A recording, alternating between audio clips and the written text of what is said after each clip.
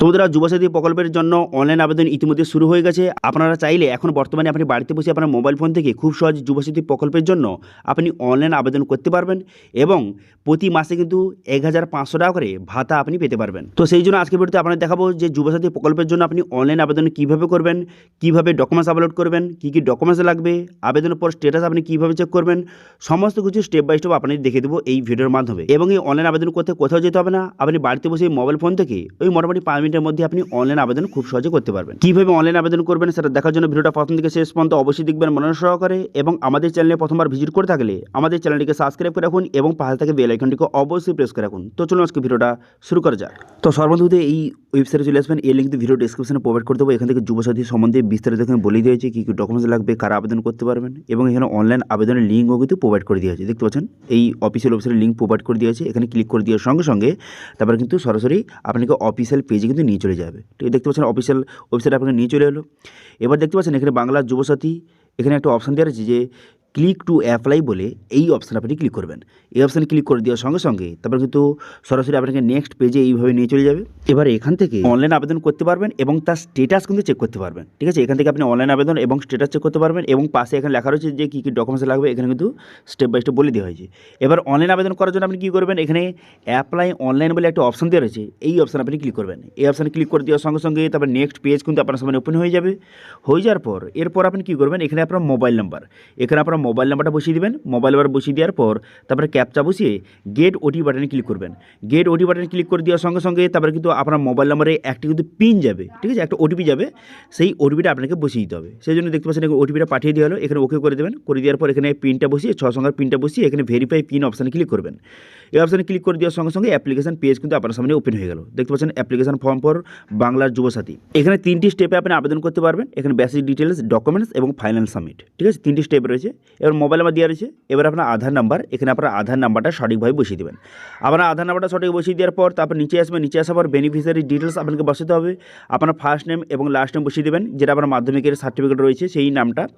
তারপর আপনি কী করবেন, মোবাইল নাম্বার, এখানে কিন্তু ব্যাংকের সঙ্গে যেই মোবাইল নাম্বার লিঙ্ক রয়েছে সেই মোবাইল নাম্বার বসিয়ে দেবেন। বসিয়ে দেওয়ার পর যদি ইমেল আইডি থেকে থাকে সেক্ষেত্রে ইমেল আইডি এখানে বসিয়ে নেবেন।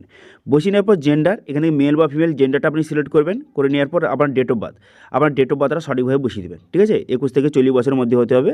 ডেট অফ বার্থটা আপনি সঠিকভাবে বসিয়ে দেবেন।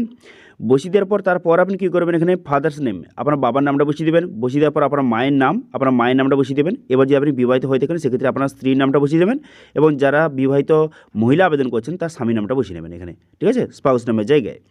আচ্ছা, এবার আপনি কী করবেন, এখানে ক্যাটাগরি, এখানে আপনার কী ক্যাটাগরি, যদি জেনারেল বা এসসি এসটি ওবিসি যেই ক্যাটাগরি হয়ে থাকুন না কেন সেটা আপনি সিলেক্ট করবেন। করে দেওয়ার পর যদি আপনি ওবিসি হয়ে থাকেন সেক্ষেত্রে ওবিসি সার্টিফিকেট নাম্বার বসাতে হবে। জেনারেল হয়ে থাকলে সেক্ষেত্রে নাম্বার বসাতে হবে না।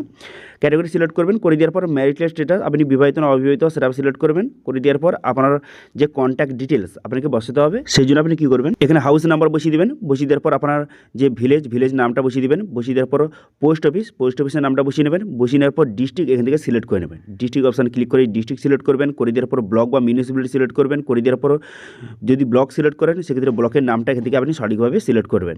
করে দেওয়ার পর তারপর আপনি কী করবেন, তারপর এখানে পুলিশ স্টেশন আপনি এখান থেকে সিলেক্ট করবেন। করে দেওয়ার পর গ্রাম পঞ্চায়েত এখান থেকে সিলেক্ট করবেন। করে দেওয়ার পর পিনকোড, এখানে পিনকোডটা বসিয়ে দেবেন। পিনকোডটা বসিয়ে নেওয়ার পর তারপর স্টেটটার নাম দেওয়া রয়েছে এখানে। আচ্ছা, এবার নিচের দিকে আসবেন। নিচের দিকে আসার পর মাধ্যমিকের ডিটেলস আপনাকে বসাতে হবে।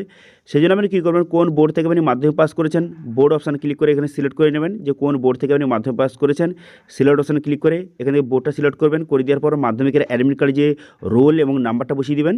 বসিয়ে দেওয়ার পর ইয়ারটা আপনি এখানে সঠিকভাবে বসিয়ে নেবেন। ঠিক আছে, বসিয়ে নেওয়ার পর হাইয়েস্ট কোয়ালিফিকেশান আপনি কতদূর পড়াশোনা করেছেন সেটা আপনি বসিয়ে নেবেন। বসিয়ে নেওয়ার পর বর্তমানে আপনি কী কাজ করেন সেটা আপনি এখানে সঠিকভাবে বসিয়ে নেবেন। ঠিক আছে, বর্তমানে আপনি কী কাজ করেন, আপনার অকুপেশনটা কী সেটা আপনি এখান থেকে সঠিকভাবে বসিয়ে নেবেন।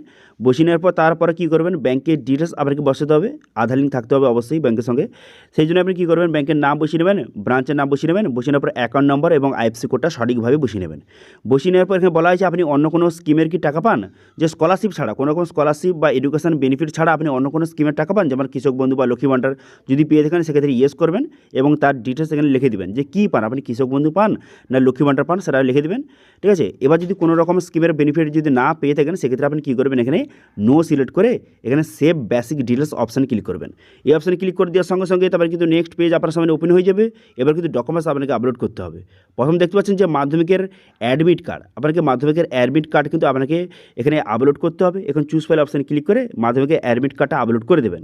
করে দেওয়ার পর এরপর বলা হয়েছে যে মাধ্যমিকের এখানে মার্কশিট অথবা সার্টিফিকেট যেটা আপনার রয়েছে সেটা আপনি এখানে সঠিকভাবে আপলোড কিন্তু করে দিতে হবে আপনাকে, ঠিক আছে। মার্কশিট এবং সার্টিফিকেট আপলোড করে দেবেন। করে দেওয়ার পর আধার কার্ড আপলোড করে দেবেন। করে দেওয়ার পর ভোটার কার্ড আপনি আপলোড করে দেবেন। সবগুলো কিন্তু উভয় পাস হতে হবে, এই কথাটা খেয়াল রাখবেন। তারপরে কিন্তু ব্যাংকের পাসবুক ফার্স্ট পেজ আপলোড করে দেবেন। করে দেওয়ার পর এবং যে কাস্ট সার্টিফিকেট আপলোড করে দেবেন। তারপরে আপনার ফটো এবং সিগনেচার, এই কটি ডকুমেন্টস কিন্তু আপনাকে একে একে সঠিকভাবে আপনাকে আপলোড কিন্তু করে দিতে হবে। সবগুলো ডকুমেন্টস আপলোড হয়ে যাওয়ার পর তারপর আপনি কী করবেন, সেভ ডকুমেন্টস অপশানে ক্লিক করবেন। করে দেওয়ার সঙ্গে সঙ্গে নেক্সট ফাইনাল স্টেপে কিন্তু নিয়ে চলে যাবে। তারপরে এখানে ঠিকচিহ্ন পারবেন, সেভ ডিক্লেয়ার ঠিকচিহ্ন মেরে এখানে ফাইনাল সাবমিট অপশানে ক্লিক করে দেওয়ার সঙ্গে সঙ্গে আপনার অ্যাপ্লিকেশনটা সাকসেসফুলি সাবমিট হয়ে যাবে। এবং এই অ্যাপ্লিকেশন ফর্ম এই অপশানে ক্লিক করে আপনি ফর্মটা এখান থেকে আপনি ডাউনলোড কিন্তু করে নিতে পারবেন, আপনি যে ফর্ম ফিল আপটা করলেন, ঠিক আছে। আচ্ছা, এবার স্ট্যাটাস কীভাবে চেক করবেন, স্ট্যাটাস চেক করার জন্য এখানে চেক স্ট্যাটাস এই অপশানে ক্লিক করবেন। এই অপশানে ক্লিক করে দেওয়ার পর তারপরে মোবাইল নাম্বার বসিয়ে এখানে ক্যাপচা বসিয়ে এখানে কিন্তু আপনি স্ট্যাটাস কিন্তু খুব সহজে চেক করতে পারবেন, ঠিক আছে। তারপর যখন কিন্তু আপনার অ্যাপ্রুভ হয়ে যাবে তখন আপনাকে এই যে প্রতি মাসে মাসে আপনাকে 1500 টাকা করে ভাতা কিন্তু প্রোভাইড করা হবে। তো এইভাবে বর্তমানে যুবসাথী প্রকল্পের জন্য আপনি খুব সহজে অনলাইন আবেদন এই প্রসেসের মাধ্যমে আপনি করতে পারেন। এবার এইটা নিয়ে যদি কোনো রকমের আপনার সমস্যা থেকে থাকে অবশ্যই কমেন্ট করুন, আমি অবশ্যই তার রিপ্লাই করবো। এবং আজকে ভিডিও ভালো হয়ে থাকলে ভিডিওকে লাইক করে দেবেন এবং ভিডিও কিন্তু বন্ধুর সঙ্গে শেয়ার করে দেবেন। এবং আমাদের চ্যানেলে প্রথমবার ভিজিট করে থাকলে আমাদের চ্যানেলটিকে সাবস্ক্রাইব করে রাখুন এবং পাশে থাকা বেল আইকনটিকে অবশ্যই প্রেস করে রাখুন। আজকে ভিডিওটা এই পর্যন্ত, দেখা হচ্ছে নেক্সট ভিডিওতে। Thank you.